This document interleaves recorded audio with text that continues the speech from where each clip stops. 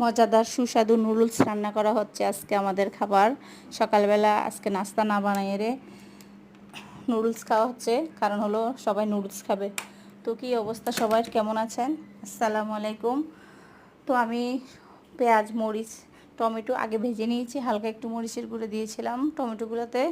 এখানে নুডলস দিয়ে দিয়েছি, নুডলসগুলো আগে সিদ্ধ করে পানি ঝরাই নিয়েছি। আর এখানে মশলাগুলো দিয়ে দিচ্ছি নুডলসের। আর আমি ডিমটা আলাদা ভাজে নিয়েছি। নুডলসের উপরে আমি ডিম ভেঙে দিই না, এভাবে দিই, এভাবে আমার কাছে ভালো লাগে।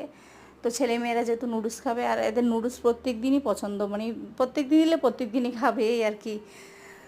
তো চা বিস্কিট তো আছে, সাথে চা বিস্কিটও খাওয়া হবে। তো আমার এখানে নুডলসটা প্রায় কমপ্লিট হয়ে গেছে। আমি জানি না কে কীভাবে রান্না করেন, তবে আমি এভাবে রান্না করে খাই, আমাদের কাছে ভালো লাগে। আপনারাও চাইলে এভাবে খেতে পারেন। আর রান্নাটা হচ্ছে এক একজনের এক একটা আর্ট, যে যেমনভাবে করে। এক একজনের রান্নার ভিন্নতা এক এক রকম, এক একজনে এক একভাবে পছন্দ করে। কেউ চিকেন দেয়, কেউ চিংড়ি দেয়, কেউ বা ডিম দিয়ে রান্না করে, মানে যার যেটা পছন্দ। আমার ছেলেমেয়েরা সবসময় বেশিরভাগ নুডলস মানে সব নুডলস রান্না করে খায়। আমি একটা ডিম সিদ্ধ করে, ডিমটা ভেঙে নুডলসে সিদ্ধ করে ওটাতে ছেড়ে দেই, বা ওরা নিজেরাও তৈরি করে খেতে পারে। ওদের নুডলস অনেক পছন্দ, তো প্রায় সময় ওরা এমনিও খায়। তো আমি এখানে আমার নুডলস রান্না হয়ে গেছে, আমি এখন ওদেরকে টেবিলে খেতে দিব। তো সবাই ভালো থাকবেন, আল্লাহ হাফেজ, আসসালামু আলাইকুম।